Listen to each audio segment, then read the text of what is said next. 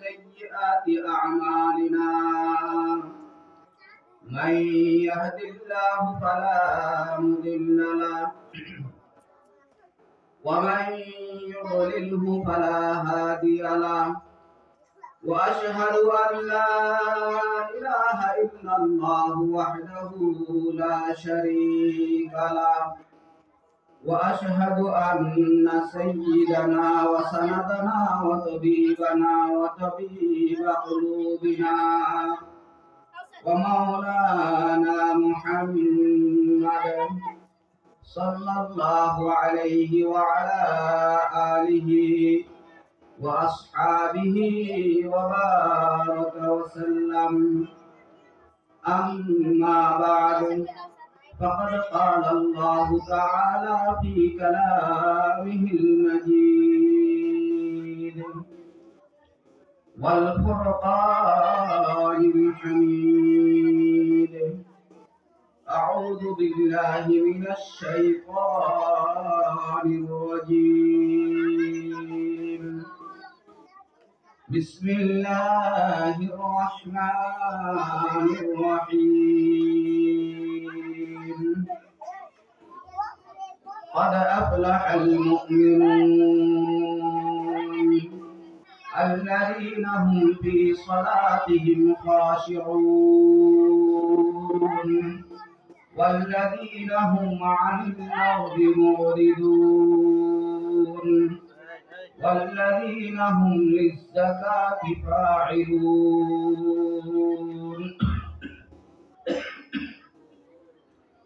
والذين هم لفروجهم حافظون إلا على أزواجهم أو ما ملكت أيمانهم فإنهم غير ملومين. فمن ابتغى وراء ذلك فأولئك هم العادون والذين هم لأماناتهم وعهدهم راعون والذين هم على صلواتهم يحافظون. أولئك هم الوارثون الذين يرثون الفردوس هم فيها خالدون. صدق الله العظيم.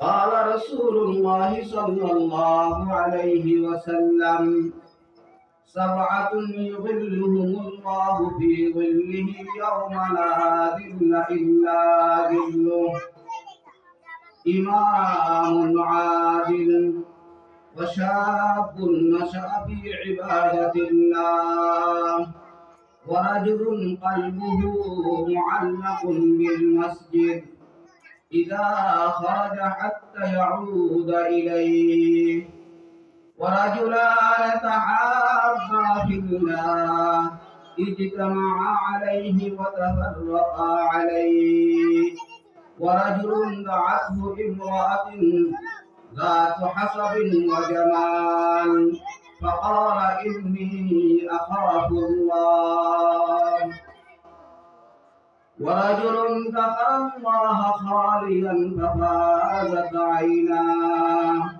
ورجل تصدق بصدقة فأخفاها حتى لا تعلم شماله ما تنفق يمينه. رواه البخاري ومسلم أو كما قال عليه الصلاة والسلام. সকলে একটু মুহাব্বতে জিকির করি, লা ইলাহা ইল্লাল্লাহ ইল্লাল্লাহ লা ইলাহা ইল্লাল্লাহ।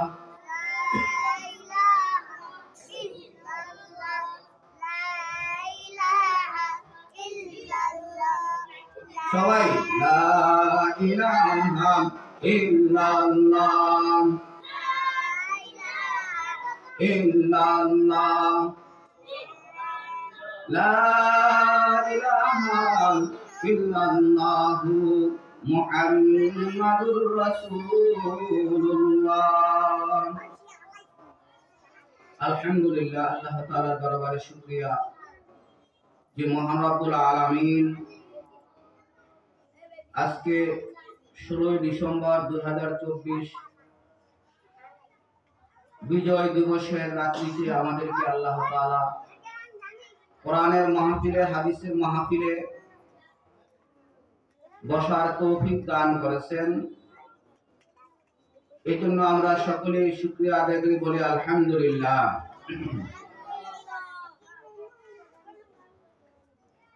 আমি আপনাদের সামনে সূরা মুমিনুনের প্রথম কয়েকটি আয়াত তেলাওয়াত করেছি এবং আকায়ে নামদার তাজদারে মদিনা হুজুরপুর নূর সাল্লাল্লাহু আলাইহি ওয়াসাল্লামের অসংখ্য হাদিস থেকে একটি হাদিস পাঠ করেছি। আল্লাহ তাআলা আমাদেরকে সবাইকে কোরআন এবং এই হাদিস মোতাবেক আমল করার তৌফিক দান করুন। আমাদেরকে সহি বলার এবং শোনার তৌফিক দান করুন। আমাদের আলোচনা প্রথমে আমরা বলবো, আমাদের নিয়তকে আমরা সহি করে নেই। শয়তান প্রথমে মানুষদেরকে ধোঁকা দেয়, মানুষ যেন নেক আমল না করে। যদি এই ধোঁকায় সে সফল কাম হইতে না পারে, মানুষ নেক আমল শুরু করে দেয়, মুমিন আল্লাহর বান্দা বান্দীরা নেক আমল শুরু করে দেয়, তারপরে সে ধোঁকা দেয় যেন তার নিয়ত সহি না হয়, শুদ্ধ না হয়। সে যেন একমাত্র কাজটা আল্লাহর জন্য না করে। কারণ বান্দা যতই কাজ করুক, যদি কাজটা একমাত্র আল্লাহর জন্য করা না হয়, ইখলাসের সহিত করা না হয়, সে হাজার হাজার বছর, লাখ লাখ বছর ইবাদত করলেও সেই ইবাদত আল্লাহ তাআলার দরবারে কবুল হবে না। এই ইবাদত দিয়ে মুক্তি পাওয়া যাবে না। এই জন্য শয়তানের দ্বিতীয় ধোঁকা হলো নিয়তের উপর, যখন আমল শুরু করে দেয়, প্রথম ধোঁকা। তারপর যখন আমল শুরু করে, নিয়ত সহি, মনের সাথে যুদ্ধ করে আপনি আমল করার জন্য নিয়তটাকে সহি করলেন যে আমরা একমাত্র আল্লাহ তাআলাকে রাজি খুশি করার জন্য আমরা ওয়াজ নসিহতে আসছি, সেই যে আলোচনা শুনবো কোরআন হাদিসের, সেই মোতাবেক কি করব, আমল করব। নিয়ত সহি হয়ে গেল, বলে আলহামদুলিল্লাহ। এখন শয়তান তারপরে ধোঁকা দেয়, নিয়ত যখন সহি করেই ফেলছে, পারলাম না আল্লাহর বান্দা বান্দীদের সাথে, এখন কাজটা যেন সুন্নত তরিকায় না হয়। কথা খেয়াল করবেন, কাজটা যেন কি না হয়, সুন্নত তরিকায় না হয়। কাজ করতেছি, দিনের কাজ, নামাজ পড়তেছি, রোজা রাখতেছি, জিকির আজকার করতেছি, কোরআন তেলাওয়াত করতেছি,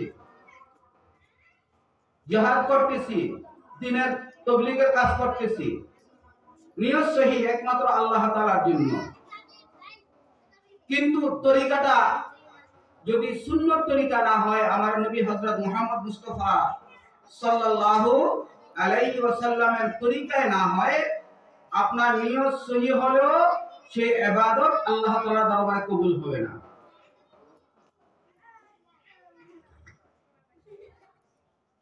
এই ইবাদতের দ্বারা আল্লাহ তাআলার মুহাব্বত পাওয়ার জন্য, জাহান্নাম থেকে মুক্তি পাওয়ার জন্য, আল্লাহর দয়া পাওয়ার জন্য, রাসূলের সাথে জান্নাতে যাওয়ার জন্য আপনার শর্ত হলো নিয়ত সহি, কাজটা রাসূলুল্লাহ সাল্লাল্লাহু আলাইহি সাল্লামের সুন্নত তরিকায় হইতে হবে।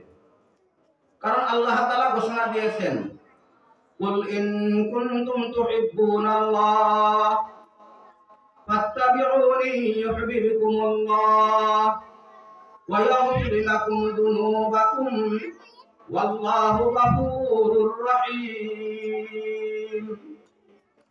হে নবী, আপনি বলে দিন,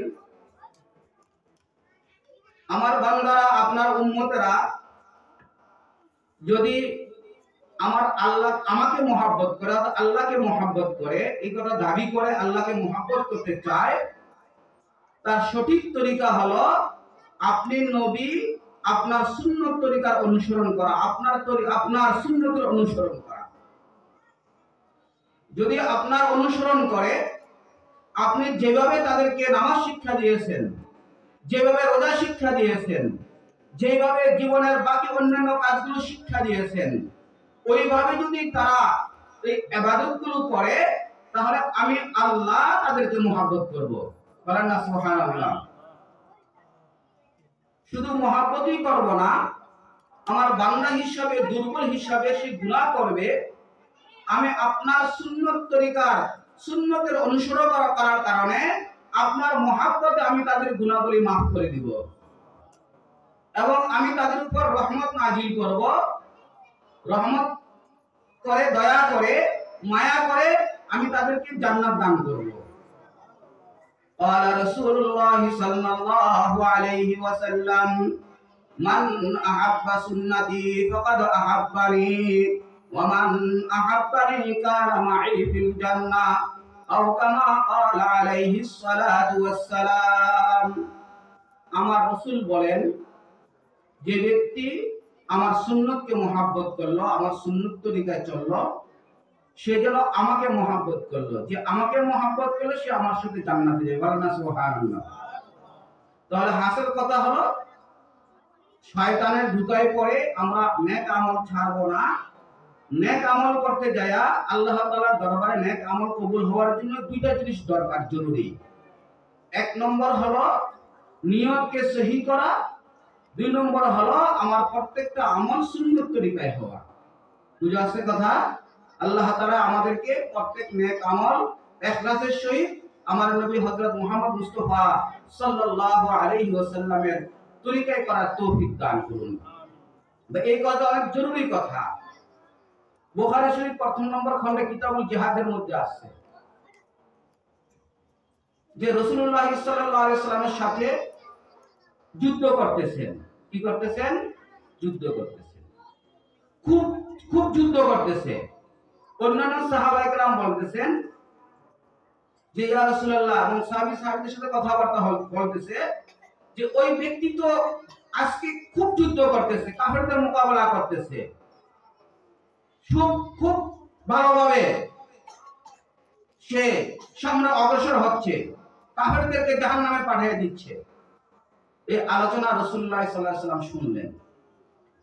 শোনার পরে আল্লাহর নবী বলতেছে ওই ব্যক্তি জাহান্নামী। বলেন না নাউযুবিল্লাহ। যুদ্ধ করতেছে কার পক্ষে? মুসলমানদের পক্ষে। যে যুদ্ধের ময়দানে আমার নবী স্বয়ং নিজে আছে। তখন সাহাবীরা আশ্চর্য করলেন, আশ্চর্য হয়ে গেলেন। এত সুন্দর মুসলমানদের পক্ষে যুদ্ধ করতেছে, বীর বিক্রমে যুদ্ধ করতেছে। আল্লাহ নবী বললেন সে জাহান্নামী। আল্লাহ নবীর কথা তো মিথ্যা হইতে পারে না। তখন কিছু সাহাবী ওই লোকটার অনুসরণ করলেন, দেখি তার শেষ অবস্থা কি হয়। শেষ পর্যায়ে তিনি দেখলেন কিছু সাহাবায়ে কেরাম সে যুদ্ধ করতে করতে আহত হয়ে গেছে, সে আর যুদ্ধ করতে পারতেছে না। শেষ পর্যায়ে সে এই যন্ত্রণা সহ্য করতে না পাইরা সে নিজের তলোয়ারকে মাটির মধ্যে রাইখা ওটার উপর আঘাত করে নিজের জীবনকে নিজে দিয়ে দিয়েছে। বলেন না নাউযুবিল্লাহ। যাকে আমরা এক কথায় আত্মহত্যা বলি। বলেন আত্মহত্যাকারী কি জান্নাতি না জাহান্নামী? দেখেন রাসূলের সাথে যুদ্ধ করলেন, তার নিয়ত সহি না থাকার কারণে নিজেকে বীর বিক্রম বলবে, নিজেকে যোদ্ধা বলবে, মুজাহিদ বলবে, এই জন্য সে যুদ্ধ করার কারণে সে শেষ পর্যায়ে নিজে আত্মহত্যা করে জাহান্নামী হয়ে গেছে। এই জন্য ভাই, যে কোনো নেক আমল করব আমরা দুইটা জিনিস স্মরণ রাখবো। এক নম্বর হলো আমরা যা কিছু করব আল্লাহর জন্য করব। দুই নম্বর হলো আমরা যাহা কিছু করব রাসূলুল্লাহ সাল্লাল্লাহু আলাইহি সাল্লামের সুন্নাত তরিকায় করব। আল্লাহ তাআলা আমাদেরকে কবুল করুন, বলেন আমিন। আমি যে আয়াত তেলাওয়াত করেছি, এই আয়াতের মধ্যে আল্লাহ তাআলা সফল মুমিনের 7টা গুণ বয়ান করেছেন। যে মুমিনদেরকে আল্লাহ তাআলা জান্নাতুল ফেরদাউস দান করবেন, এরকম মুমিনের 7টা গুণ বয়ান করেছেন। قد أفلح المؤمنون ওই সমস্ত ঈমানদাররা সফল কাম হয়ে গেছেন। কারা? আল্লাযীনা হুম ফি সালাতিহিম খাশিউন, যারা খুব নম্র ভদ্র হয়ে মনোযোগ সহকারে একাগ্রতার সহিত নামাজ আদায় করে। 1 নম্বর গুণ। ওয়াল্লাযীনা হুম আনিল লাগবি মুরিদুন, 2 নম্বর গুণ হলো অনর্থক কথা, অনর্থক কাজকর্ম থেকে বিরত থাকবে। অর্থাৎ যেই কথার দুনিয়ার কোনো ফায়দা নাই, যেই কাজের দুনিয়ার কোনো ফায়দা নাই, আখিরাতের কোনো ফায়দা নাই, যেই কথা দুনিয়ার কোনো ফায়দা নাই, আখিরাতের কোনো ফায়দা নাই, এরকম কাজকর্মকে অনর্থক কথা, অনর্থক কাজ বলে। এরকম মুমিনের 2 নম্বর গুণ হলো অনর্থক কথা, অনর্থক কাজকর্ম থেকে বিরত থাকবে। 3 নম্বর গুণ ওয়াল্লাযীনা হুম লিয-যাকাতি ফাইলুন। এই আয়াতের কয়েকটা ব্যাখ্যা আছে, একটা ব্যাখ্যা বলতেছি। যারা আত্মশুদ্ধি করবে বা যারা মালের যাকাত আদায় করবে, সকল কাম মুমিনের 3 নম্বর গুণ। 4 নম্বর গুণ হলো ওয়াল্লাযীনা হুম লিফুরুজিহিম হাফিজুন। সকল কাম জান্নাতুল ফেরদাউসের অধিবাসী মুমিনের 4 নম্বর গুণ হলো তারা নিজের যৌবনতাকে, সতীত্বকে হেফাজত করবে, নিজের যৌন শক্তিকে নাজায়েজ হারাম কাজে ব্যয় করবে না। 5 নম্বর গুণ ওয়াল্লাযীনা হুম লিআমানাতিহিম ওয়া আহদিহিম রাউন। জান্নাতুল ফেরদাউসের অধিবাসী 5 নম্বর গুণ হলো আমানতের হেফাজত করবে। 6 নম্বর গুণ হলো ওয়াদা রক্ষা করবে। 7 নম্বর গুণ ওয়াল্লাযীনা হুম আলা সালাওয়াতিহিম ইউহাফিজুন। জান্নাতুল ফেরদাউসের অধিবাসী যারা জান্নাতুল ফেরদাউসে যাবে তাদের 7 নম্বর গুণ হলো 5 ওয়াক্ত নামাজ, ফরজ, ওয়াজিব, সুন্নাত এগুলোকে লক্ষ্য রেখে জামাতের সহিত 5 ওয়াক্ত নামাজ আদায় করবে, নামাজের হেফাজত করবে। এই 7 নম্বর গুণ। এই 7টা গুণ যেই মুমিনের মধ্যে থাকবে, আমার আল্লাহ বলেন উলাইকা হুমুল ওয়ারিসুন আল্লাযীনা ইয়ারিসুনাল ফিরদাউসা হুম ফিহা খালিদুন।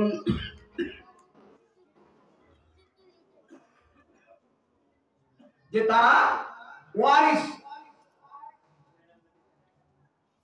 কিসের ওয়ারিস? জান্নাতুল ফেরদাউসের ওয়ারিস। বলেন না সুবহানাল্লাহ। যে জান্নাতুল ফেরদাউসে তারা চিরস্থায়ী থাকবে, সেখানে যে ঢুকবে আর কি হবে না, বের হবে না। তাহলে যে মুমিনের মধ্যে এই 7টা গুণ থাকবে, আল্লাহ তাআলা ওই মুমিনকে জান্নাতুল ফেরদাউস দান করবেন। জান্নাতুল ফেরদাউস হলো জান্নাতের মধ্যে সর্বোচ্চ জান্নাত, সবচেয়ে দামি জান্নাত। যে জান্নাতটা আল্লাহর আরশের নিচে, বুখারী শরীফের মধ্যে আছে প্রথম খণ্ডে, আল্লাহর আরশের নিচে যে জান্নাত থেকে নদী প্রবাহিত হচ্ছে অন্যান্য জান্নাতে। আল্লাহ তাআলা আমাদেরকে সেই জান্নাতুল ফেরদাউসে যাওয়ার তৌফিক দান করুন। আল্লাহ তাআলা রহম করম করে আমাদেরকে জান্নাতুল ফেরদাউস দান করুন, আমিন। রাসূল আকরাম সাল্লাল্লাহু আলাইহি ওয়াসাল্লাম বলেছেন, তোমরা যখন জান্নাত চাইবা, জান্নাতুল ফেরদাউস কামনা করবা, জান্নাতুল ফেরদাউস চাইবা। আমাদেরকে জান্নাতুল ফেরদাউস কামনা করা, দোয়া করার তৌফিক দান করুন। আমাদেরকে আল্লাহ তাআলা রহম করম করে জান্নাত দান করুন। এটা এতটুকু বললাম কোরআনের আয়াতের সংক্ষিপ্ত কথা। তারপরে আমি রাসূল আকরাম সাল্লাল্লাহু আলাইহি ওয়াসাল্লামের অসংখ্য হাদিস থেকে ছোট একটা হাদিস পাঠ করেছি, যে হাদিসখানা বুখারী শরীফের মধ্যে আছে, মুসলিম শরীফও আছে এবং হাদিসের অন্যান্য কিতাবও আছে। রাসূল আকরাম সাল্লাল্লাহু আলাইহি ওয়াসাল্লাম বলেন, 7 ব্যক্তিকে আল্লাহর আরশের নিচে ছায়া দান করবেন, যেদিন আল্লাহর আরশের ছায়া ব্যতীত আর কোনো ছায়া থাকবে না, অর্থাৎ কিয়ামতের দিন। কোন দিন ভাই? কিয়ামতের দিন আল্লাহর আরশের ছায়া ব্যতীত আর কোনো ছায়া থাকবে না। মানুষ গরমে ঘাম বের হবে, কেউ এই ঘামের সাগরে হাবুডুবু খাবে, কারো গলা সমান হবে, কারো হাঁটু সমান হবে, বিভিন্ন সুরত থাকবে। সূর্য মাথার উপর আসবে, জমিন তামা হয়ে যাবে। ওই মুহূর্তে আল্লাহর আরশের ছায়া ব্যতীত আর কোনো ছায়া থাকবে না। ওই কঠিন মুহূর্তে আল্লাহ তাআলা দয়া করে 7 ধরনের ব্যক্তিকে আল্লাহর আরশের নিচে ছায়া দান করবেন। 1 নম্বর হলো ইমামুল আদিল, ন্যায়পরায়ণ বাদশা, ন্যায়পরায়ণ রাষ্ট্রপতি, ন্যায়পরায়ণ প্রধানমন্ত্রী, ন্যায়পরায়ণ এমপি, ন্যায়পরায়ণ মন্ত্রী, ন্যায়পরায়ণ চেয়ারম্যান, ন্যায়পরায়ণ মেম্বার, ন্যায়পরায়ণ এলাকার মাতবর, যারা দেশ পরিচালনা করে, সমাজ পরিচালনা করে, যদি ন্যায়পরায়ণ হয়ে থাকে, ইনসাফওয়ালা হয়ে থাকে, আল্লাহ তাআলা তাদেরকে আরশের নিচে ছায়া দান করবেন।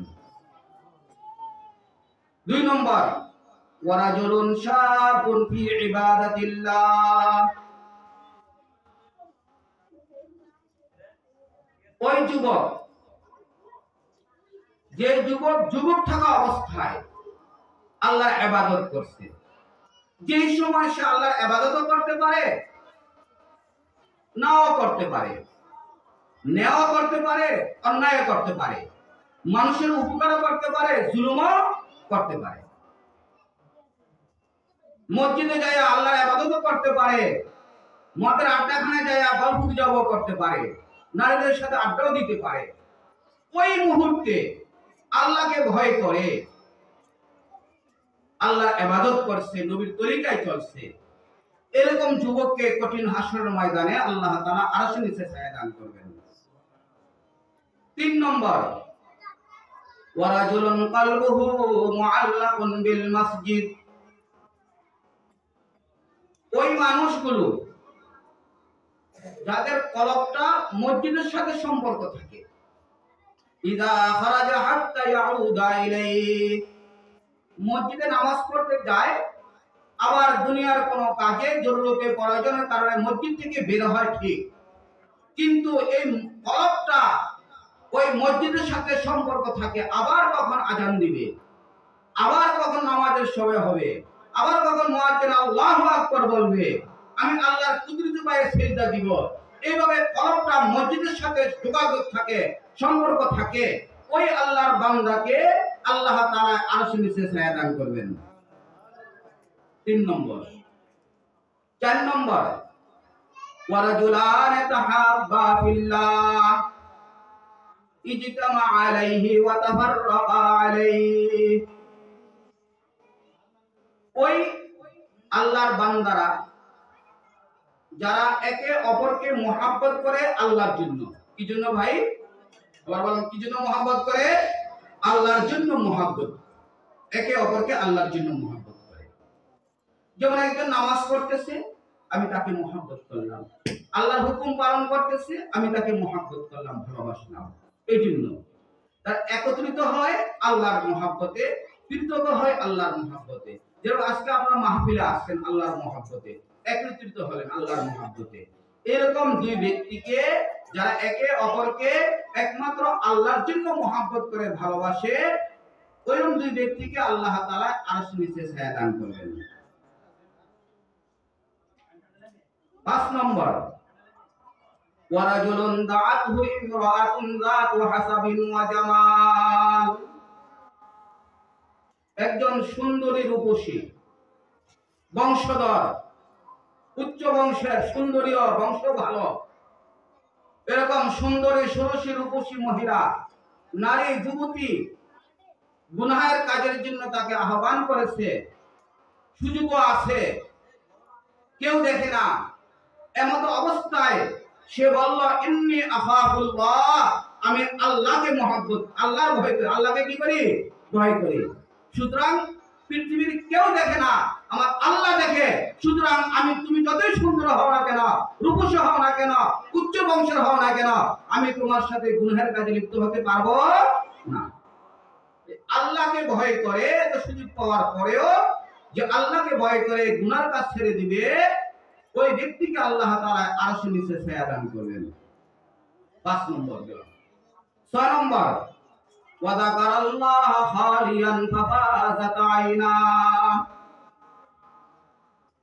ওই আল্লাহর বান্দা জাকিরিন শাকিরিনদেরকে আল্লাহ তাআলা আরশের নিচে ছায়া দান করবেন, যারা একা বসে বসে গভীর অন্ধকারে ঘরের কোণায় বসে, মসজিদের কোণায় বসে একা একা, যে কেউ শোনে না, আমার আল্লাহ শোনে, বসে বসে লা ইলাহা ইল্লাল্লাহ, লা ইলাহা ইল্লাল্লাহ, লা ইলাহা ইল্লাল্লাহ, এভাবে আল্লাহকে ডাকে আল্লাহু আল্লাহ, আল্লাহু আল্লাহ, বলেন আল্লাহু আল্লাহ, আল্লাহু আল্লাহ।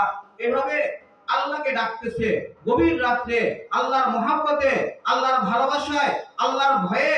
আল্লাহ তুমি ছাড়া তো আমাকে কেউ দেখে না, আল্লাহ তোমার মহব্বতে গভীর অন্ধকারে তোমাকে ডাকতেছি, তোমাকে ছাড়া তো আমার কোনো উপায় নাই। আল্লাহ তোমাকে ছাড়া তো আমাকে কেউ জাহান্নাম থেকে মুক্তি দিতে পারবে না।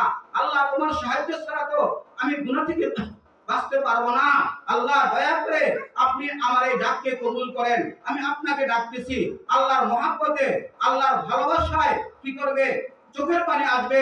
আল্লাহকে ডাকবে, আল্লাহর ভালোবাসা কি আসবে? চোখের পানি আসবে। ওই ব্যক্তিকে আল্লাহ তাআলা আরশের নিচে ছায়া দান করবেন।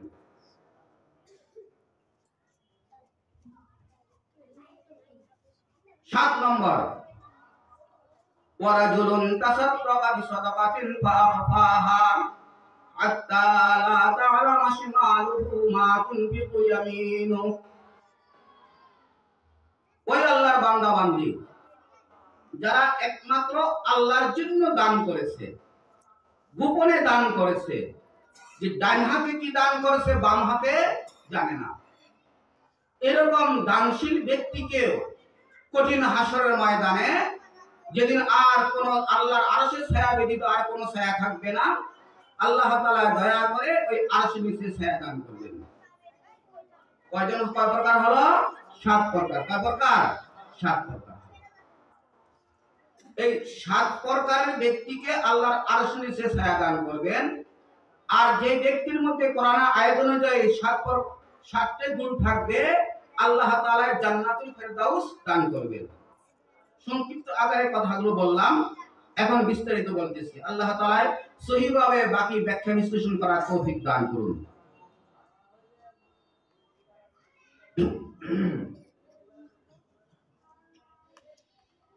রব্বি জিদনি ইলমা, রব্বি জিদনি ইলমা, সুবহানাল্লাহ। আমাদেরকে ইখলাসে বলার এবং শোনার তৌফিক দান করুন। উপস্থিত সবাইকে আল্লাহ তাআলা ওলির দরজা নসিব করুন। আমাদের কথার মধ্যে আল্লাহ তাআলা নূর দান করুন, জবানে নূর দান করুন। আল্লাহর মারফতের নূর দিয়ে আমাদের কলবকে ভরপুর করিয়ে দিন, বলেন আমিন। কাদ আফলাহাল মুমিনুন। ঈমানদার, ঈমানদার কামিয়াব। আল্লাহ তাআলা বলেন প্রথমে ঈমানদার কামিয়াব। তার মানে যারা ঈমানদার না, তারা কোনো সফল কাম না। আগে ঈমানদার হইতে হবে। ঈমান মানে কি? ঈমানের অর্থ কি? যে আল্লাহ তাআলা যে গুণে গুণান্বিত, সেই গুণে বিশ্বাস করা। রাসূলুল্লাহ সাল্লাল্লাহু আলাইহি সাল্লাম যে আল্লাহর শেষ নবী, আখির নবী, শ্রেষ্ঠ নবী, এই নবী হিসাবে বিশ্বাস করা। এবং আল্লাহ তাআলা কোরআন কারীমে যা বলেছেন, আমার নবী হাদিস শরীফে যা বলেছেন তা সঠিক, নির্ভুল, তার মধ্যে কোনো সন্দেহ নাই। জান্নাত জাহান্নাম সম্পর্কে, আখিরাত সম্পর্কে, হিসাব নিকাশ সম্পর্কে যা বলেছেন তার মধ্যে কোনো সন্দেহ নাই। কিয়ামত, হাসর নাসর সম্পর্কে যা বলেছেন তার মধ্যে কোনো সন্দেহ নাই। আল্লাহ তাআলার বিচারের কাঠগড়ায় দাঁড়াইতে হবে, তার মধ্যে কোনো সন্দেহ নাই। এই কথাগুলো কে বিশ্বাস করার নাম হলো কি? ঈমান। ঈমান সবার আগে। বলেন কি বললাম? বলেন তো দেখি। ঈমান, জোরে বলেন, ঈমান কার আগে?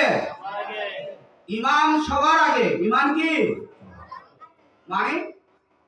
আমার ছেলের আগে আমার ঈমান, আমার মেয়ের আগে ঈমান, আমার স্ত্রীর আগে আমার ঈমান, আমার মার আগে ঈমান, বাবার আগে ঈমান, আমার দেশের আগে ঈমান, এমনকি আমার জীবনের আগেও আমার ঈমান। তার মানে সব কিছুর চেয়ে আমার ঈমানের মূল্য বেশি, দাম বেশি, ঠিক কিনা?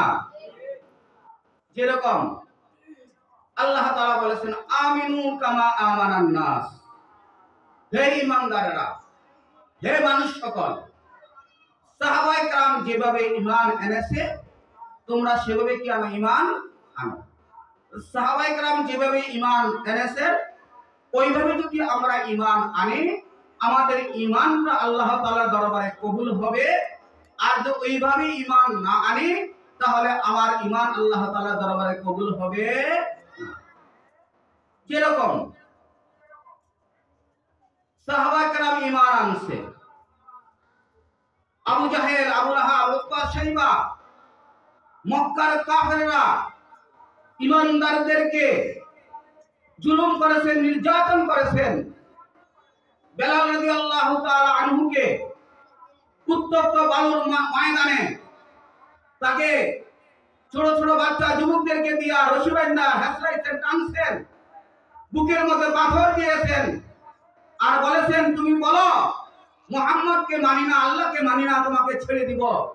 বেলাল বলছে, আহাদ আহাদ আহাদ না, আমার জীবন চলে যাইতে পারে, আমি আল্লাহকে ছাড়তে পারি না, আমার ঈমান ছাড়তে পারি না, আমি আল্লাহকে বিশ্বাস করি, আমার আল্লাহ এক, আল্লাহর সাথে কাউকে শরীক করতে পারি না।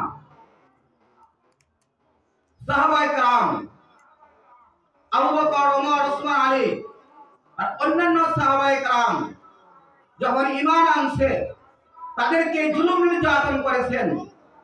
এমন এক অবস্থা হয়েছে, ঈমান বাঁচানোর জন্য তারা মক্কা ছেড়ে হাবশায়, সিরিয়া, বিভিন্ন দেশে হিজরত করতে বাধ্য হয়েছে, ঠিক কিনা? তার মানে কি? সাহাবায়ে কেরামের ঈমান আগে। ঈমানের জন্য ঈমান বাঁচাতে যায় দেশ ছাড়তে পারে, স্ত্রী ছাড়তে পারে, মেয়ে ছাড়তে পারে, সন্তান ছাড়তে পারে, সব কিছু ছাড়তে পারে, ঈমান ছাড়তে পারে না। ঈমান বাঁচাতে যায় প্রয়োজনে বাড়ি ছাড়বো, নারী ছাড়বো, আত্মীয়স্বজন ছাড়বো, দেশ ছাড়বো, তারপর আমার ঈমান বাঁচাইতে হবে, ঠিক কিনা? ঈমান সবার আগে। ঈমান কি? আবার বলে ঈমান সবার আগে। মনে রাখতে হবে। আজকে আমাদের ঈমান কি রকম বলেন তো দেখি। আল্লাহু আকবার। আমার ছেলে মেয়ে গান শুনতে চায়, বেপরদা চলতে চায়, আরো গুনাহের কাজ করতে চায়, আমি ওগুলো তাদের মহব্বতে পড়ে, ভালোবাসায় পড়ে আমি ওগুলো ব্যবস্থা করতেছি। আর আল্লাহ তাআলা আমার উপর রাগ হইতেছেন, রাগান্বিত হইতেছেন, কষ্ট করতেছেন, কারণ এগুলো গুনাহ, এগুলো বেঈমানি, ঈমান না। যদি আপনি আপনার ছেলে মেয়ের কথা শুনে নিজেও গুনাহ করতেছেন, গুনাহের জন্য সরঞ্জাম ক্রয় করে দিচ্ছেন, তার মানে আপনার ঈমানটা সাহাবীদের ঈমানের সাথে মিলে নাই। এই ঈমানের দ্বারা আপনাকে, এই ঈমানের দ্বারা আপনি জান্নাত পাবেন না। ঈমান সঠিক হইতে হবে আগে, ঈমান ঠিক থাকতে হবে। যে ঈমানে আপনাকে সকালবেলা ঘুম থেকে উঠা মসজিদে নিতে পারে না, যে ঈমানে আপনাকে পর্দা করাইতে পারে না, যে ঈমানে আপনাকে কেমন রোজা রাখাইতে পারে না, যে ঈমানে আপনাকে হারাম ছাড়তে পারে না, যে ঈমানের দ্বারায়, সেই ঈমানের দ্বারায় কবর থেকে উঠা আপনি জান্নাতে চলে যাবেন, জাহান্নামে না যায়া কিভাবে আপনি আশা করতে পারেন? এই কথা বুঝতে পারছি কথা? যে ঈমানে আপনাকে ঘুম থেকে উঠাইয়া মসজিদে নিয়ে যাইতে পারে, যে ঈমানে আপনাকে হালাল ব্যবসা করাইতে পারে, যে ইমানে আপনাকে হারাম থেকে বাঁচাইতে পারে, যে ইমানে আপনাকে গুনাহ থেকে বাঁচাইতে পারে, সেই ইমানে আপনাকে জাহান্নাম থেকে বাঁচাইয়া জান্নাতে নিয়ে যাবে। বুঝে আসছে কথা ভাই? قد أفلح المؤمنون, ইমানদাররা সফল। এখন আমি আপনি ইমানদার কিনা আল্লাহ তাআলা সূরা আনফালের আরেক আয়াতের মধ্যে বলেন, 2 নম্বর আয়াত, ইন্নামাল মুমিনুনা আল্লাযীনা ইযা যুকিরাল্লাহু ওয়াজিলাত কুলুবুহুম ওয়া ইযা তুলিয়াত আলাইহিম আয়াতুহু যাদাতুহুম ঈমানাও ওয়া আলা রাব্বিহিম ইয়াতাওয়াক্কালুন الذين يقيمون الصلاة ومما رزقناهم ينفقون أولئك هم المؤمنون حقا لهم درجات عند ربهم ومغفرة ورزق كريم। আমার আল্লাহ এই সূরা আনফালের 2, 3, 4 নম্বর আয়াতে বলতেছেন, মুমিন কারা, সত্যিকারের মুমিন কারা? সত্যিকারের মুমিন হলো আল্লাযীনা যুকিরাল্লাহু ওয়াজিলাত কুলুবুহুম, যখন এই বান্দাদের সামনে আল্লাহর কথা স্মরণ করা হয়, আল্লাহর জিকির করা হয়, লা ইলাহা ইল্লাল্লাহ, লা ইলাহা ইল্লাল্লাহ, লা ইলাহা ইল্লাল্লাহ। আপনাদের সকলের জবান দিয়ে জিকির আসছে না, কেন আসছে না বলেন তো দেখি? এই কালিমাটাকে আমি বারবার বলতেছি এই জন্য, আমার ওস্তাদ আল্লামা জুনায়েদ বাবুনগর রাহিমাহুল্লাহ তাআলা বলেছেন, যেখানে যাইবা আলোচনা করবা এই কালিমাটা শিক্ষা দিবা, বেশি বলবা। এই কালিমাটা কত দামি, এর বড় একজন মুহাদ্দিস আমার সামনে বসে রয়েছেন, আপনাদের খতিব সাহেব হুজুর, অনেক বড় মাহফিল আলেম। আল্লাহ তাআলা তার হায়াতের মধ্যে ইলমের মধ্যে বরকত দান করেন, আমিন। আল্লাহ তাআলা আমাদের সকলের আওয়াজ হিসেবে কবুল করবেন, আমিন। এই কালিমাটা বারবার কেন বলতেছে, কত দামি। আপনি 80 বছর, 100 বছর, 1000 বছর, লাখ বছর গুনাহ করেছেন, মওতের আগে একবার অন্তর দিয়া লা ইলাহা ইল্লাল্লাহু মুহাম্মাদুর রাসূলুল্লাহ একবার বলছেন, একবার, কয়বার? একবার বলছেন, আপনার 80 বছর, 80,000 বছরের গুনাহ মুহূর্তের মধ্যে আল্লাহ তাআলা maaf করে দিবেন, আপনাকে জান্নাত দান করবেন। ইতিহাস শুনছেন না আপনারা? রাসূল আকরাম সাল্লাল্লাহু আলাইহি ওয়াসাল্লাম তার আপন চাচা খাজা আবু তালেব, খাজা কি? আবু তালেব, জাহান্নামের মধ্যে সবচেয়ে কম শাস্তি হবে, বুখারী মুসলিমের হাদিস, সবচেয়ে কি কম শাস্তি হবে। ওই খাজা আবু তালেব যখন ইন্তেকাল করে, মক্কার সরদার রাসূলুল্লাহ সাল্লাল্লাহু আলাইহি ওয়াসাল্লামকে বহু সাহায্য সহযোগিতা করছে। রাসূল 3 বছর জেলখানায় ছিলেন, শাবে আবু তালেবে তিনিও ছিলেন। কাফেরদেরকে কোনো অত্যাচার করতে দেয় নাই, এরকম চাচা, আপন চাচা, কিন্তু ঈমান আনে নাই, লা ইলাহা ইল্লাল্লাহ মুহাম্মাদুর রাসূলুল্লাহ পড়ে নাই। ইন্তেকালের আগ মুহূর্তে রাসূল আকরাম সাল্লাল্লাহু আলাইহি ওয়াসাল্লাম খবর পায়া গেলেন, বলতেছেন, চাচা আপনি একবার আমার কানে কানে লা ইলাহা ইল্লাল্লাহ মুহাম্মাদুর রাসূলুল্লাহ পড়েন, আমি কিয়ামতের দিন আপনার জন্য সুপারিশ করব। তখন তিনি চারিপাশে তাকাইলেন, চারিপাশে দেখলেন আবু জাহেল, আবু লাহাব, উতবা, শাইবা, মক্কার বড় বড় কাফেররা সেখানে বসা। তখন বললেন, ভাতিজা তোমার ধর্ম সত্য, তোমার কথা সত্য, তোমার কোরআন সত্য, তুমি সত্য, কোনদিন তুমি মিথ্যা বলো নাই। ঠিক এই মুহূর্তে যদি আমি ঈমান নিয়ে কালিমা পড়ে মারা যাই, এই নেতারা আমাকে লজ্জা দিবে, এই জন্য লজ্জা কারণে আমি জাহান্নাম গ্রহণ করলাম। বললেন নাউযুবিল্লাহ। চিন্তা করছেন, শুধু একবার কালিমা পড়লে। আর যে ব্যক্তি মওতের সময় কালিমা পড়বে, ক্বালা রাসূলুল্লাহ সাল্লাল্লাহু আলাইহি ওয়াসাল্লাম, মান ক্বালা লা ইলাহা ইল্লাল্লাহ দাখালাল জান্নাহ আও কামা ক্বালা আলাইহিস সালাতু ওয়াস সালাম। যে ব্যক্তি মৃত্যুর সময় কালিমা পড়বে, লা ইলাহা ইল্লাল্লাহ বলবে, আল্লাহ তাআলা তাকে জান্নাত দান করবে। এজন্য ভাই সাবধান, এই লা ইলাহা ইল্লাল্লাহ পড়তে পড়তে পড়তে পড়তে অন্তর বসায় দেন। কেন? যখন আজাল আসবে আপনি ইচ্ছা করে কালিমা পড়তে পারবেন না। আপনার অন্তরে যেটা বেশি আছে, যেটা বেশি ঢুকাইছেন, বলতে বলতে যেটা বেশি ঢুকাইছেন, ওইটাই অটোমেটিক আপনার জবান দিয়ে কিভাবে বের হবে। এই জন্য বুজুর্গানের দিন বলেন, ওলামায়ে কেরাম বলেন, হক্কানি পীর মাশায়েখরা বলেন, সকাল সন্ধ্যা আল্লাহ তাআলা বলেছেন, ইয়া আইয়ুহাল্লাযীনা আমানু যকুরুল্লাহা যিকরান কাসীরা ওয়া সাব্বিহুহু বুকরাতান ওয়া আসীলা। নামাজের একটা টাইম আছে, রোজার একটা কি আছে, টাইম আছে, সময় আছে, কিন্তু আল্লাহ তাআলার জিকিরের কোনো সময় নাই। খেয়াল রাখবেন, কারণ জিকির এমন একটা ইবাদত, আপনার মওতের সময় জিকির লাগবে, মওতের সময় আল্লাহর জিকির লাগবে। আপনি অসুস্থ, কথা বলতে আল্লাহ তাআলা এই জবানটাকে এমন রাখছেন, এমন অবস্থায় রাখছেন, আপনি রাত দিন 24 ঘন্টা আল্লাহর জিকির করবেন, জবান ব্যথা হবে না, হাতে কাজ করে না, পায়ে কাজ করে না, চোখে কাজ করে না, জবানে কাজ করে। ঠিক কিনা? কেন রাখছেন? কেন রাখছেন? আল্লাহ হুকুম করেছেন বেশি বেশি জিকির করার জন্য। এই জবানকে যদি শক্তিশালী বানানো না হয়, আল্লাহ না বানায়, তাহলে জবানে বেশি বেশি জিকির কিভাবে করবে? দাঁড়াইতে পারে না, আল্লাহর জিকির করতে হবে। বসতে পারে না, শুয়ে শুয়ে আল্লাহর জিকির করতে হবে। কেমন হাত পা লাড়তে পারে না, নামাজ পড়তে পারে না, আল্লাহর জিকির করতে হবে। আল্লাহ তাআলা যদি জবানটা শক্তিশালী না রাখে, ভালো না রাখে, জিকির কিভাবে করবে? ঠিক কিনা?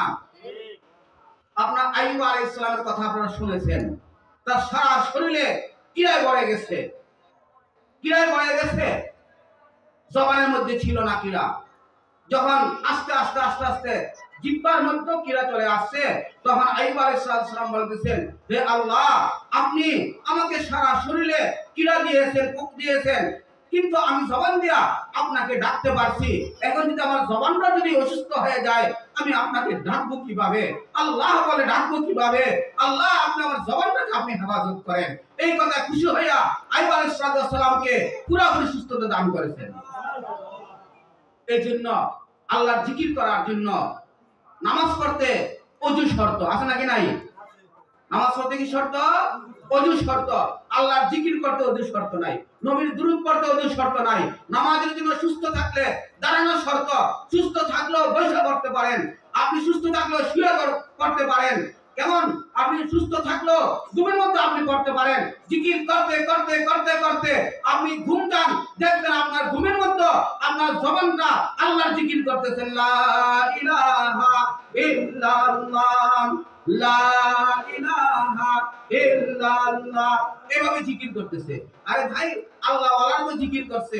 হারাতিল মানুষের বাণী মুহতামিম রাহিমাহুল্লাহু তাআলা, যে তিনি হারাতিল মানুষের পুকুরের পাশে বসে বসে জিকির করতেন, লা ইলাহা ইল্লাল্লাহ, এমন ভাবে জিকির করতেন, যখন লা বলতেন পুকুরের পানিগুলো ডান দিকে চলে যাইত, যখন ইল্লাল্লাহ বলতেন পুকুরের পানিগুলো সব বাম দিকে চলে আসতো। বলেন না সুবহানাল্লাহ। এই জন্য জিকির করতে করতে কলবের মধ্যে জিকির ঢুকবে। কলবে যখন জিকির ঢুকবে, আপনার হাতে জিকির জারি হবে, পায়ে জিকির জারি হবে, চোখে জিকির জারি হবে, আপনার প্রত্যেকটা লোমের পশমের গোড়ায় গোড়ায় আল্লাহর জিকির জারি হয়ে যাবে। বাবুনগর মাদ্রাসার প্রতিষ্ঠাতা মুহতামিম হারুন বাবুনগরী রাহিমাহুল্লাহু তাআলা, বর্তমান হেফাজতের আমির আল্লামা মুহিবুল্লাহ বাবুনগরী মুদাজ্জিলুল আলীর আব্বা জান, তাকে যখন হাসপাতালে ভর্তি করাইছে, কোনো কথা বলতে পারে না, জবান বন্ধ, কিন্তু ডাক্তার যেখানেই মেশিন লাগায় ওই জায়গা থেকেই আল্লাহর জিকির আওয়াজ শোনা যায়। বলেন না সুবহানাল্লাহ। যেখানেই যন্ত্র লাগায় সেখানে আল্লাহর জিকির আওয়াজ শোনা যায়। ইন্তেকালের আগ মুহূর্তে আল্লাহ তাআলা জবান খুলে দিয়েছেন, লা ইলাহা ইল্লাল্লাহ মুহাম্মাদুর রাসূলুল্লাহ বলে ইন্তেকাল করেছেন। বলেন না সুবহানাল্লাহ।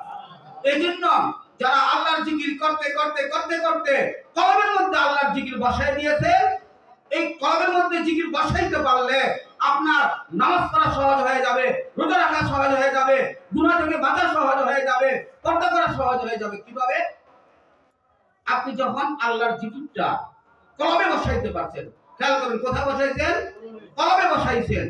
যখন আজান দিবে আপনার কলবের মধ্যে আল্লাহু আকবার একটা ধাক্কা দিবে, আপনি অটোমেটিক ঘুম থেকে উঠা কাজ ছেড়ে দিয়ে আমার আল্লাহ বড়, কলবের মধ্যে আল্লাহ বড়। সুতরাং আপনাকে ওযু করে এই জিকিরে আপনাকে মসজিদে আসতে সহজ করে দিবেন। কলবের জিকির, কলবের জিকির। আপনি গুনাহ করতেছেন, করবেন, গুনাহ সুযোগ হয়ে গেছে, কলবের মধ্যে আল্লাহু আল্লাহ আল্লাহু আল্লাহ আল্লাহু আল্লাহ আল্লাহু আল্লাহ এভাবে আল্লাহকে ডাকতে ডাকতে ডাকতে ডাকতে কলবের মধ্যে বসায় দিয়েছেন। যখন গুনাহের কথা সামনে আসবে, গুনাহের সুযোগ হয়ে যাবে, তখন অন্তরের মধ্যে আল্লাহর আরশ মহল্লা থেকে একটা ধাক্কা দিবে, তোমার কলবে আমি আল্লাহ আছি, তোমার চোখের মধ্যে আমি আল্লাহ আছি, তোমার জবানে আল্লাহ আছি, তোমার হাতে আমি আল্লাহ আছি। তুমি কিভাবে এই চোখ দিয়ে গুনাহ করবা, হাতে গুনাহ করবা, কলবটা তোমার গুনাহের কাজে লাগাইবা? সুতরাং আপনাকে আমাকে কলবের জিকির জারি হয়ে গেলে আল্লাহ তাআলা গুনাহ থেকে বাঁচার তৌফিক দান করবেন। এই জন্য ভাই কলবে জিকির জারি করা। কলবে কি সহজে জিকির জারি হবে? সহজে হবে না। এই জন্য বুজুর্গরা বলেন সকাল সন্ধ্যা 6 তাসবিহ আদায় করা। কয় তাসবিহ আদায় করা? বলেন কয় তাসবিহ? 6 তাসবিহ। দুরূদ আস্তাগফিরুল্লাহ 100 বার, বলেন আস্তাগফিরুল্লাহ 100 বার, দুরূদ শরীফ 100 বার, সুবহানাল্লাহ 100 বার, আলহামদুলিল্লাহ 100 বার, আল্লাহু আকবার 100 বার, লা ইলাহা ইল্লাল্লাহ 100 বার। ইস্তেগফার, আসর করে যে বক্তা আলোচনা করেছেন, ইস্তেগফারের কথা বলেছেন। ইস্তেগফার করলে লাভ কি হয়? যে আল্লাহ তাআলা আপনার অভাব দূর করে দেয়, বলেন না সুবহানাল্লাহ। আল্লাহ তাআলা আপনার গুনাহগুলি maaf করে দেয়। আল্লাহ তাআলা আপনার সন্তানের মধ্যে বরকত দান করেন। আল্লাহ তাআলা আপনার মালের মধ্যে বরকত দান করেন। আপনার ক্ষেত ফসল ক্ষেত খামার ফসলাদি বরকত করিয়া দেন। আল্লাহ তাআলা আপনাকে জান্নাত দান করবেন। ওয়া কুল তুস্তাগফিরু রাব্বাকুম ইন্নাহু কানা গাফফারা ইরসিলুস সামাআ আলাইকুম মিদরারা। বৃষ্টি হয় না, বৃষ্টি হয় না, কি করবেন? ইস্তেগফার করবেন। সন্তান হয় না, কি করবেন? ইস্তেগফার করবেন। কেমন ফসলাদি হয় না, কি করবেন? ইস্তেগফার করবেন। ছেলে আপনার ব্যবসা বাণিজ্যে কাজে কর্মে বরকত হয় না, কি করবেন? ইস্তেগফার করবেন। আল্লাহ তাআলা সূরা নূহের এই আয়াতের মধ্যে বলতেছেন, হে নবী আপনি বলে দিন ইস্তাগফিরু রাব্বাকুম ইন্নাহু কানা গাফফারা। আপনারা তোমরা কি করো? আল্লাহর কাছে মাফ চাও, ক্ষমা চাও। আল্লাহ আপনি আমাদেরকে মাফ করে দেন, আল্লাহ আপনি আমাদেরকে ক্ষমা করে দেন, আল্লাহ আপনি আমাদেরকে মাফ করে দেন। কি হবে? ইরসিলুস সামাআ আলাইকুম মিদরারা। তোমার গুনাহের কারণে, আমার গুনাহের কারণে এই বৃষ্টি হচ্ছে না, গরু ছাগল কষ্ট পায়, ছেলে সন্তান কষ্ট পায়, এই দুনিয়ার মধ্যে ফিতনা ফাসাদ জুলুম নির্যাতন মানুষে কষ্ট পাইতেছে। তুমি আল্লাহ তাআলার কাছে মাফ চাও, আমি আমার গুনাহের জন্য আল্লাহর কাছে মাফ চাই। আল্লাহ তাআলা দয়া করে আসমান থেকে বৃষ্টি দান করবেন, বলেন না সুবহানাল্লাহ। বৃষ্টি দিবেন। বৃষ্টিতে কি করবেন? ফসলাদি অভাব অনটন। আজকে তো ভারতে আমাদের কাছে কিছু বিক্রি করবে না, আমাদেরকে দিবে না, ঠিক কিনা? এই ভয়টা আছে না? এখন বলতেছে, আলোচনা হইতেছে, আমাদের রিজিকের মালিক কে? আমা মিন দাব্বাতিন ফিল আরদি ইল্লা আলাল্লাহি রিজকুহা। একটা পশু পাখি, আমার মুরব্বিরা বলেন, এই তোমরা আলেম হইছো, মুফতি হইছো, মুহাদ্দিস হইছো, টাকার পিছনে তোমরা ঘুরো। তোমরা আলেম হইলে, মুফতি মুহাদ্দিস হইলে তোমরা টাকা কোথায় পাইবা? মসজিদে চাকরি করবা, মাদ্রাসায় পড়াইবা, আর তোমাদের ছেলে সন্তান কিভাবে লালন পালন করবা?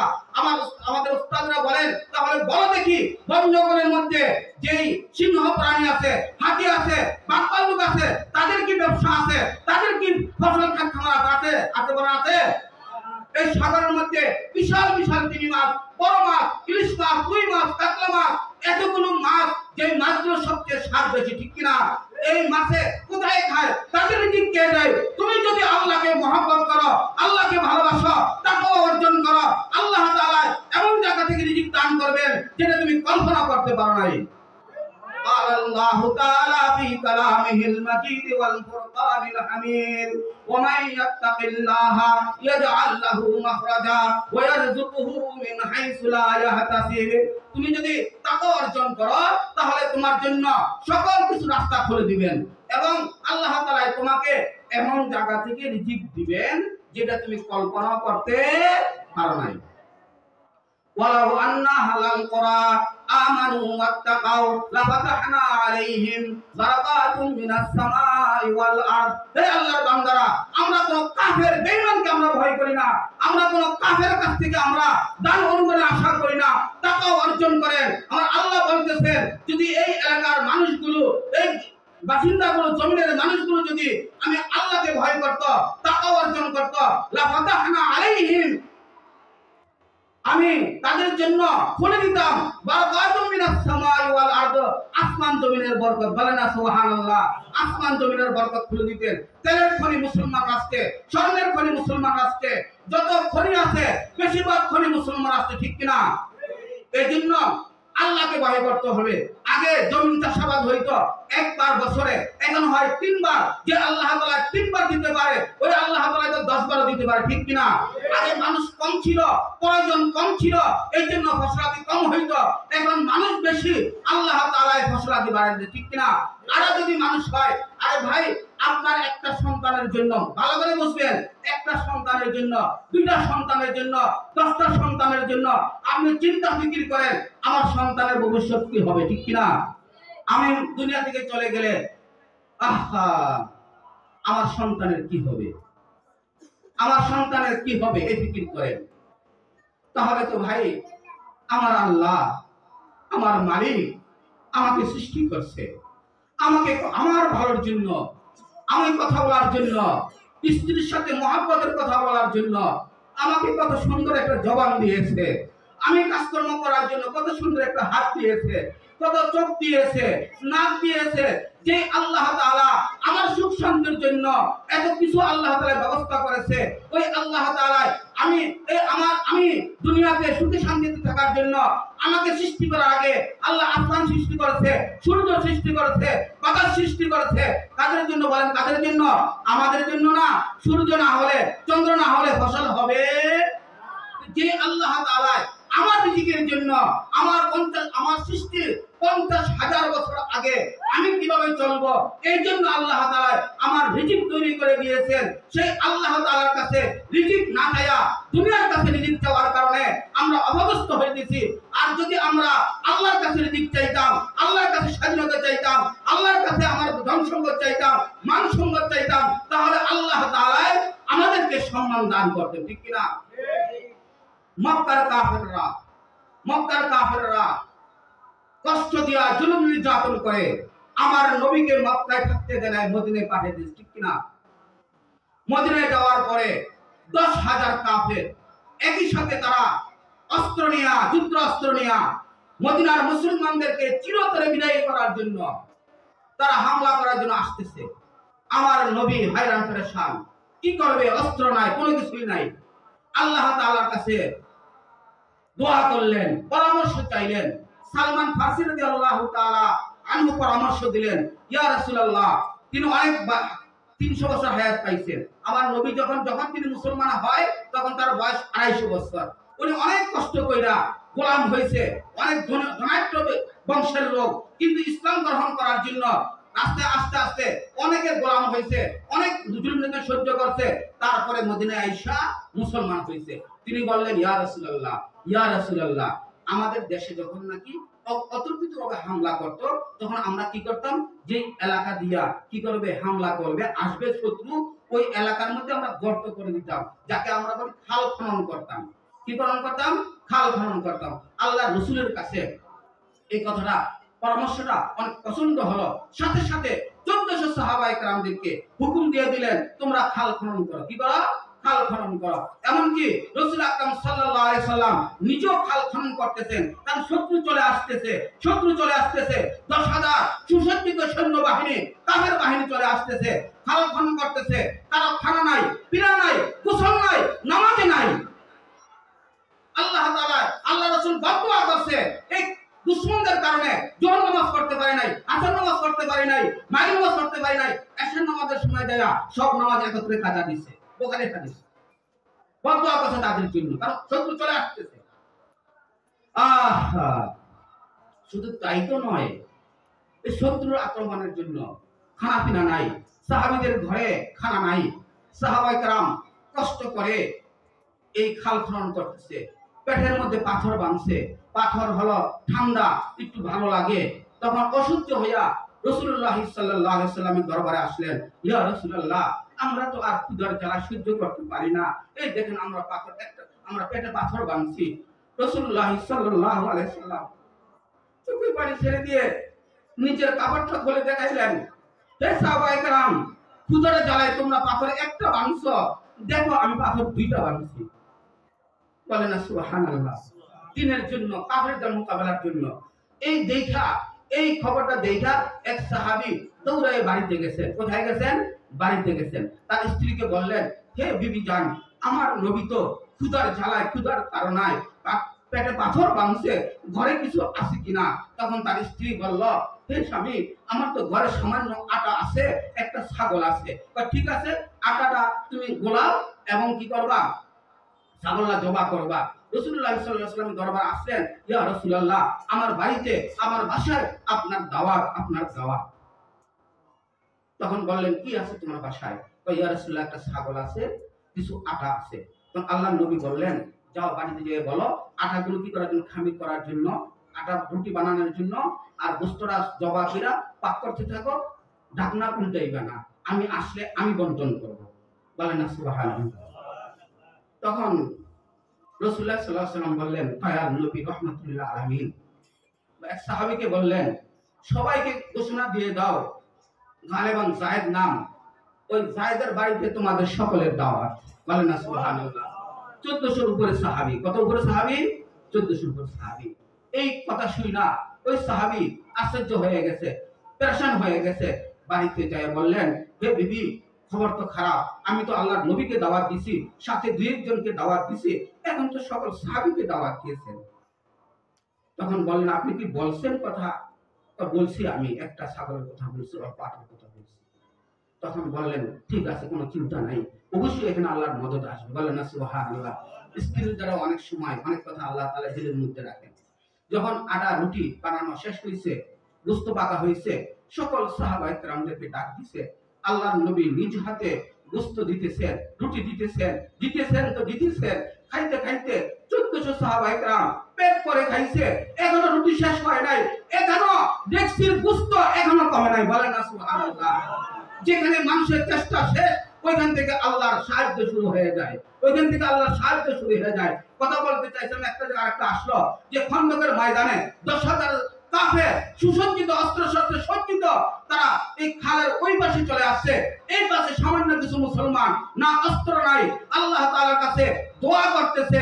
খন্দকের যুদ্ধ বলা হয়, এটাকে আহজাব বলা হয়, যে আল্লাহর কাছে দোয়া করতেছে, আল্লাহ আপনি দেখতেছেন কাফেররা আমাদেরকে একবার চিরতরে বিদায় করার জন্য, ইসলামের আওয়াজকে একেবারে চিরতরে বিদায় করা দেওয়ার জন্য আমাদের উপর হামলা করার জন্য আসছে। আল্লাহ, আমরা তো দুর্বল, আমরা তো জাহিল, আমরা তো কমজোর, সাহাবায়ে কেরামের অস্ত্র নাই, কিছুই নাই, আল্লাহ আপনি সাহায্য করেন, দোয়া করতে করতে হাত এতটুকু উপরে উঠছে যে সাহাবায়ে কেরাম তার বগলের নিচ পর্যন্ত দেখতে পাইছে। আল্লাহ তাআলা এমন ভাবে সাহায্য করছে যে আল্লাহ তাআলা এমন এক ঝড় তুফান দিয়েছে, ঘূর্ণিঝড় দিয়েছে, যে ওই কাফেরদের একবারে তাবু যা আছে, রসদ সামান যা আছে, সব কিছু উড়ে নিয়ে গেছে। বলেন না সুবহানাল্লাহ। সাহায্য করলো কে? আবার বলেন কে? এরকম আল্লাহ তাআলা ওই আমিনু কামা আমানান নাস, যদি আমাদের ঈমানটা সাহাবীদের মতো ঈমান হইতে পারে, আমাদের আমলটা সাহাবীদের আমলের সাথে মিলাইতে পারি, আমার কাজটা নবীর সুন্নতের সাথে মিলাইতে পারি, কেমন দুনিয়ার কেউ জানে না, যেখানে আমার চেষ্টা শেষ, ওইখান থেকে আল্লাহ তাআলা আমাদেরকে সাহায্য করুন। বলেন না সুবহানাল্লাহ। ومن يتق الله يجعل له مخرجا ويرزقه من حيث لا يحتسب। ঈমান ঠিক রাখবেন ইনশাআল্লাহ, হাত তুলে দেখাই ইনশাআল্লাহ। আল্লাহ আমাদের ঈমানকে মজবুত করে দেন, আমিন। ইন্নাল্লাযীনা ক্বালু রাব্বুনাল্লাহ সুম্মা ইসতাকামু তাতানাজ্জালু আলাইহিম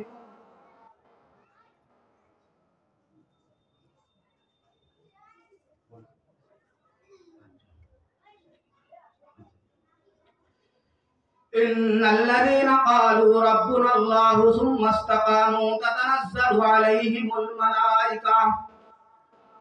আপনি আমি ঈমান যদি মজবুত থাকে, অটল থাকে, লাভ কি হবে?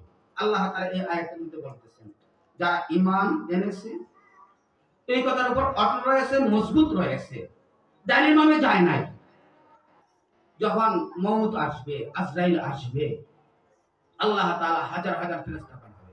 বলেন না সুবহানাল্লাহ। কি জন্য পাঠাবে? বলবে এই দেখো তোমার জান্নাত। বলেন না সুবহানাল্লাহ।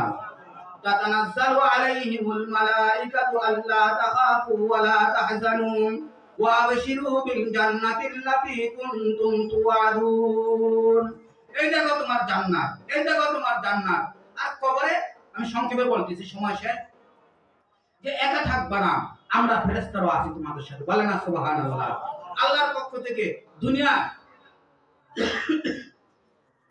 দুনিয়ার মধ্যে আল্লাহ যা চাইছে আমি আপনি তাই করছি। কেমন? দুনিয়ার মধ্যে মন চাহে জিন্দেগি গঠন করি নাই। যারা দুনিয়ার মধ্যে মন চাহে জিন্দেগি গঠন করবে না, আল্লাহ রাসূল চাহে জিন্দেগি গঠন করবে, তারা ইন্তেকাল করার সাথে সাথে আল্লাহ তাআলা তাদেরকে মন চাহে জিন্দেগি দান করবেন। অর্থাৎ তার মনে যা চায় আল্লাহ তাআলা তাই দিবেন। বলেন না সুবহানাল্লাহ। তাস্তাহি আনফুসুকুম ওয়া লাকুম ফিহা মা তাদউন। আমার কথা করে না, নুজুলাম মিন গাফুরির রহিম। আল্লাহ তাআলা যা ওয়াদা করেছে তাও দিবেন, এবং আল্লাহর পক্ষ থেকে বিশেষ মেহেরবানি, বিশেষ মেহমানদারি থাকবে। বলেন না সুবহানাল্লাহ। তো এক নম্বর ঈমানের কথা বলতে অনেক সময় চলে গেল, যে আরেকটা কথা, যে এই বেহুদা কাজকর্ম থেকে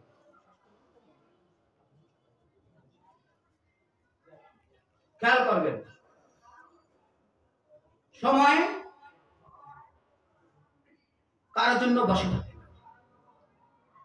আল্লাহ তাআলা ঈমানদারদের এক নম্বর গুণ বলছে মনোযোগ দিয়ে নামাজ আদায় করা। দ্বিতীয় নম্বর গুণ হলো অনর্থক কাজকর্ম থেকে বিরত থাকা। খেয়াল করবে, এটা কেন বললেন? আজকে দেখেন দুনিয়াতে যত অভাব অনটন, যত ফিতনা ফাসাদ, যত অরাজকতা, সব কিছু অনর্থক কাজের জন্য, অনর্থক কাজের জন্য। দেখেন আপনি, আপনার বাড়ি একটা আছে, আপনি আবার 10টা বাড়ি কেন করতে যাবেন? অনর্থক না? আপনার বাংলাদেশে বাড়ি আছে, বিদেশে কেন করতে যাবেন? অনর্থক না? এবার বলেন তো দেখি, আজকে স্বাধীনতা দিবস না গেল, আপনি মুসলমান হিসাবে আপনার স্বাধীনতা দিবসটা কিভাবে পালন করবেন?